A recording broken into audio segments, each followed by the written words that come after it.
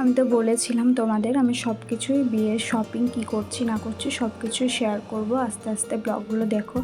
আগের ব্লগগুলোয় আমাকে অনেক ভালোবাসা জানিয়েছো, তার জন্য থ্যাংক ইউ।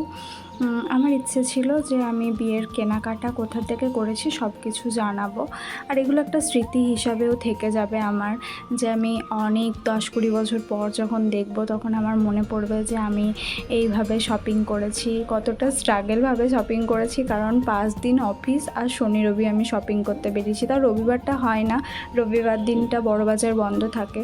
তো আমি এখানে প্রথমে যেয়ে পরে মানে অফিস গেছিলাম প্রথমে, তারপরে মিয়ামোড় থেকে আমি খাবার খেয়ে আমি 7টাতে বেরিয়েছিলাম। তারপরে ওখানে স্প্রাস থেকে আমার ওড়না লাগবে, মানে দোপাট্টা লাগবে, যেটা বিয়েতে আমি নেব। তো আমার লুকটা তো দেখেইছো তোমরা কেমন লাগছে।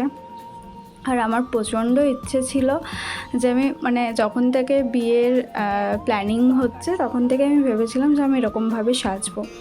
তো এরকমভাবেই সেজেছি। তো আমার কি খরচা পড়েছে না পড়েছে তোমরা যদি জানতে চাও আমাকে কমেন্টে জানাও, আমি একটা সেপারেট ভিডিও তোমাদের সাথে শেয়ার করে দেবো। তো আমি একটা ব্লু কালার মানে আমার বেনারসি শাড়ির সাথে যেটা ম্যাচিং হবে আর বিদায়ের দিনে যেটা পরেছিলাম সেই দুটো ওড়নাই আমি বানিয়েছিলাম, কারণ আমার মনে হয়েছিল যে বানালে হয়তো বেশি ভালো লাগবে। তো এইগুলো দেখো, এইগুলো পড়েছিল এক একটা পিস 4 টাকা করে, আর এইগুলো মিটারে মনে হয় 80 টাকা এরকম পড়েছিল। তো দুটোর মধ্যে তো দেখে নিয়েছি আমি কোনটা নিয়েছি। তো বিয়েতে তো সবার জানো প্রচুর প্ল্যানিং থাকে, আমারও সেরকম ছিল, 1000টা দোকান ঘুরেছি, টাইম হয়নি, তাও মানে অনেক কেনাকাটা করেছি। আর আমি তারপরে গেছিলাম শ্রীলেদার্সে জুতো কেনার ছিল। তো শ্রীলেদার্স থেকে দেখো এই লালটা দেখছিলাম, কিন্তু আমাকেও বললো যে লালটা অতটা ভালো লাগবে না, তো তুমি অফ হোয়াইট টাইপের দেখতে পারো, কারণ লাল বেনারসিটাও পরবে আবার লাল শাড়িও পরবে। আমি অফ হোয়াইট টাইপেরই কিছু দেখছিলাম, তারপরে এইটা আমার ভালো লাগলো। আর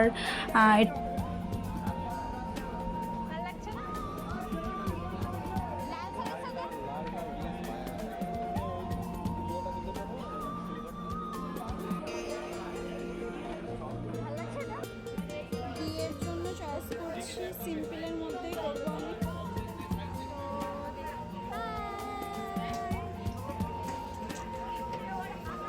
বাট আমি একটু নর্মালের মধ্যে চাইছি।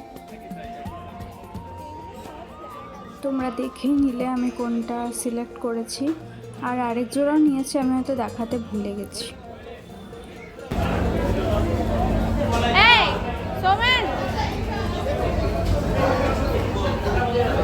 মোটামুটি ভালো লাগেনি, এটা কি হয়েছে?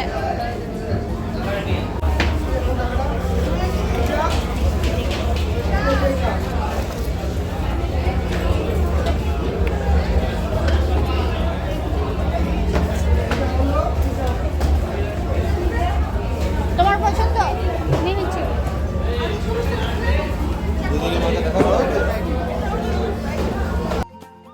তোমাদের কিছু জানার থাকলে আমাকে কমেন্টে জানিও, ভালো লাগলে লাইক শেয়ার সাবস্ক্রাইব করে দিও। চলো আজ তাহলে আসছি।